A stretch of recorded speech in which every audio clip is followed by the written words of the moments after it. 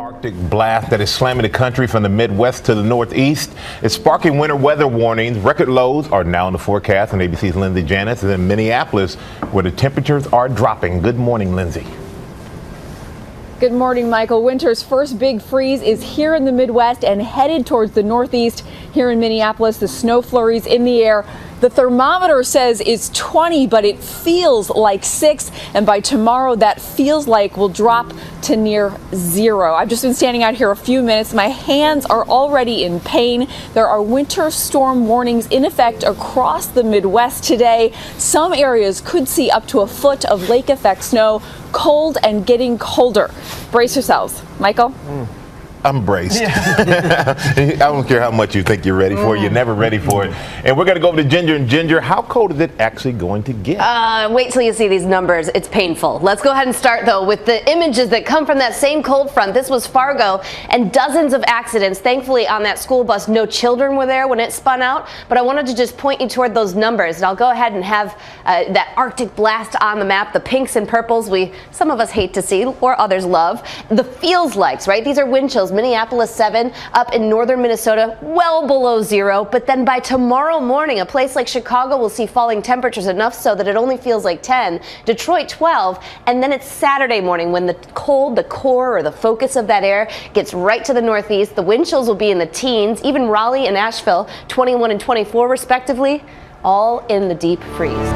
Thanks for joining us for CBN News Watch. I'm Ephraim Graham. President Trump is striking a much more conciliatory tone than he did on the campaign trail. At the end of 2 days of meetings in China, the president said he doesn't blame the superpower for a massive trade imbalance with the United States. This comes as the president is working to get China to increase pressure on North Korea over its nuclear weapons program. Heather Sells is on this story. President Trump called the $350 million trade deficit with China very one-sided and unfair, but he added it's not China's fault. I don't blame China. After all, who can blame a country for being able to take advantage of another country for the benefit of its citizens? I give China great credit. It was an important moment and quite the opposite of Trump's rhetoric on the campaign trail last year when he said China was getting away with murder on trade. But now trade is just one piece of the conversation with China. The president also wants it to apply pressure on North Korea. He specifically wants China and all countries to cut off trade with the nuclear regime. That's no easy task, says Regent University's Eric Patterson, who says the Chinese president is very powerful in China right now. He's laid out an agenda for China to be the superpower of the next century. Trump's got to figure out a way to negotiate with a very, very strong China on the North Korea issue. North Korea does about 90% of its trade with China, and China has repeatedly pushed back at claims that it should do more to rein in the regime. Chinese have worked hard to welcome the president, who posted this video on his Twitter account of school children cheering in a formal ceremony outside of Beijing's Great Hall of the People.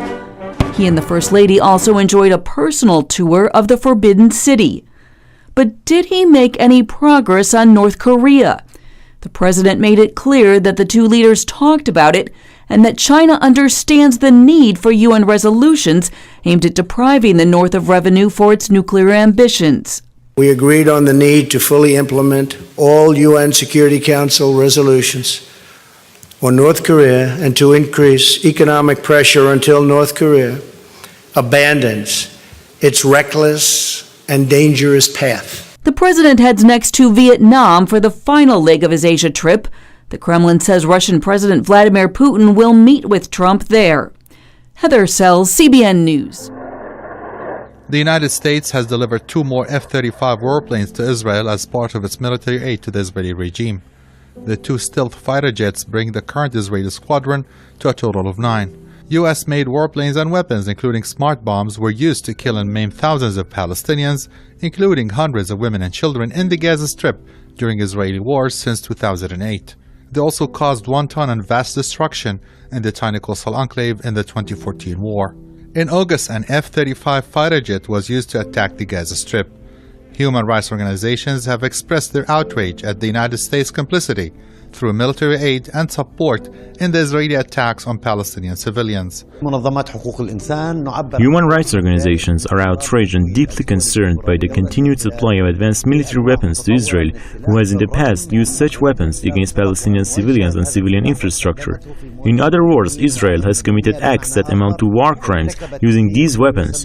Those countries who supply Israel with weapons bear legal and ethical responsibility for the war crimes. Last year, the United States signed a $38 billion aid package for Tel Aviv. The delivery of the warplanes comes amid the biggest exercise ever organized by the Israeli Air Force.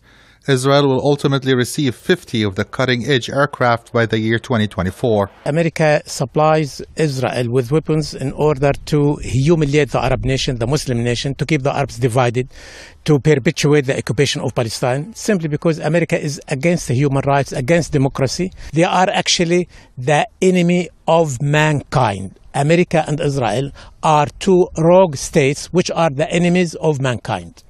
Additional U.S. military aid to Israel will only bring more harm to Palestinians in the Gaza Strip, who suffered tremendously because of Tel Aviv's aggressions. Human rights organizations have slammed the delivery of the warplanes to the Israeli regime, and analysts have labeled the move as the U.S. green light to Israel for measures to further destabilize the region. Ashraf Shanan, Press TV Gaza. At Sana'a International Airport, an ominous silence. Terminals are as empty of people as runways are devoid of planes. Clear signs that the crisis in Yemen is only growing more dire. Sana'a International Airport was completely brought to a halt by the warring coalition states that included preventing the UN aeroplanes, humanitarian aid, the Red Cross and Doctors Without Borders. But airport officials aren't just angry with the parties to the conflict. The United Nations could have taken brave and clear decisions to condemn the aggression. The UN could have compelled the belligerent states to allow at least humanitarian aid to arrive and to allow access to the injured, casualties and humanitarian cases. For its part, the UN has warned that in Yemen, which is in the grips of a cholera epidemic that has seen more than 900,000 suspected cases since April, is also facing the world's worst famine crisis. One that could kill millions of people unless the Saudi-led military coalition ends its blockade and allows aid to flow into the country. Saudi Arabia imposed a land and sea blockade in Yemen after a ballistic missile was fired on Saturday towards its capital, Riyadh. Since then, it has only become more difficult for citizens to get their hands on vital commodities, with prices of petrol and cooking oil rising drastically. In the port city of Hodeidah, humanitarian access was already difficult for aid agencies. Now, it's only got worse. Insofar as closing down the ports and borders, these are war crimes in the first degree.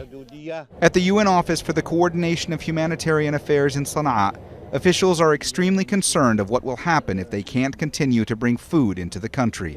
You know that Yemen is the largest food insecurity crisis all over the world. Every month we feed 7 million people. These are people who depend completely on relief aid for their survival, and we import these commodities, the food, to help these people.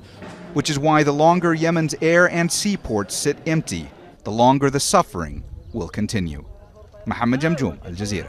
To every person who's ever been singled out, who's ever been stigmatized, who's ever been the misfit, who's ever been the kid in the corner, who's ever needed someone to stand up for them when they didn't have a voice of their own because there's no one else who is with them.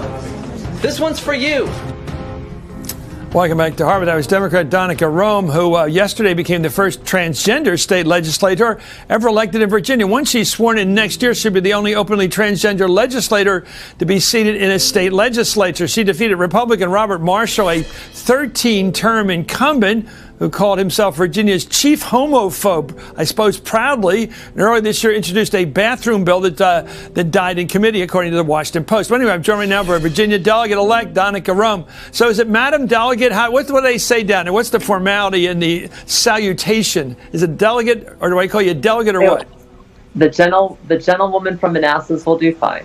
Okay, thank you. So what did you think about, why do you think the year 2017 will go down in history as the year that the kid in the corner, as you describe yourself wonderfully? I love that stuff. I never felt that I was the popular kid until a little later. What did you make of that victory for a wide variety of the overlooked, the sometimes despised, the sometimes feared? What did you make of that victory? Why this year did it come? Why this year it came is because you had enough candidates who actually ran to make it happen. And, you know, if you want to talk about the national environment, sure, you know, the election last year drove a lot of people to running. But in my case, we have a major artery that runs through the 13th district in terms of Route 28 that was problematic 20 some odd years ago. And it's still a problem today. Like when I was a kid in school, I'd be sitting there until 6:30, 7 o'clock at night, waiting for my mom to come pick me up from All Saints, because, you know, traffic was so bad on Route 28. And all these years later, you know, it still is getting worse. So that's what drove me into the race. And the fact that I'm transgender, it's like, yeah, that is a part of who I am. I'm also a reporter. I spent, 10 and a half years covering local news stories between two newspapers, 9 years for the Gainesville Times. That's my chief qualification for office. And I'm a lifelong resident of the community I'm running to serve, or that I'm elected to serve. To the larger question, which I talk about and beat the drum on here all the time. Infrastructure. I'm tired of Democrats only diddling about what Republican tax cut plan is up or not. And I want to know when you guys are going to become builders again and build this country the way it was built by our forefathers. Build it, infrastructure, fast rail, better highways, fix up Amtrak. By God, he can use it. But most importantly, make us proud to enter Penn Station and think instead of feeling like a rat. Hey, Chris, I'm Yes. Danica Rome, and I approve that message. Well, Danica, thank you. Good luck. I hope we hear from you in office. Don't give us too much talk about the specific traffic concerns of your district, but if you can broaden the argument, we're ready for it. Thank you, Danica Rome. Hey, Congratulations. Look, traffic, schools, healthcare. Let's go get it done. Okay. Thank you so much. The kid in the corner is now in the front of the class. Hey there, I'm Chris Hayes. Historic election for the city of Minneapolis. Voters elected 2 openly transgender people to the city council. Philippe Cunningham beat Council President Barb Johnson to represent the 4th Ward in North Minneapolis. Johnson held her seat for 20 years. Cunningham will be the first transgender man to serve on the city council. He has more than 10 years of experience as a senior policy aide and advisor in the mayor's office. Andrea Jenkins is the first openly transgender black woman elected to a major U.S. city council. Jenkins has spent 25 years in public service as a Minneapolis City Council policy aide and Hennepin County employment specialist. She told Arnita Moyney about her journey to this office and her hopes for the future. It really came down to me being authentic with myself and being authentic with other people. Her journey to the ballot hasn't been an easy one. I relied on love of my family when I came out, that we had a strong enough bond of love. 25 years ago, Andrea Jenkins decided it was time to live her truth. It opened up a whole new world for me. Her work in public service catapulted into new heights because of her private mission. It feels incredible. I think it's a symbol of hope for not only transgender people, but all people. As the first openly transgender black woman elected to a major U.S. city council, Jenkins knows the people of Minneapolis have given her the biggest opportunity of her life to tackle issues of social injustice. We're going to say no to racism. We're going to say no to hatred. We're going to say no to transphobia and sexism. A symbolic win, but Jenkins says she's also put in the work to earn the win. We have been able to help get rid of drug houses and build economic development in our communities. Jenkins believes her years as a Minneapolis City Council policy aide will help her continue working on goals around community policing and economic development. My work, my passion is about helping people live better lives. The new council members will be sworn into office in January. Jenkins will leave her current job at the University of Minnesota to be a full-time council member. She also weighed in on the mayor's race, saying she's friends with almost everyone who ran, and she's excited to work with Mayor-elect Jacob Frey. Frank. All right, big changes, Nina. Thank you.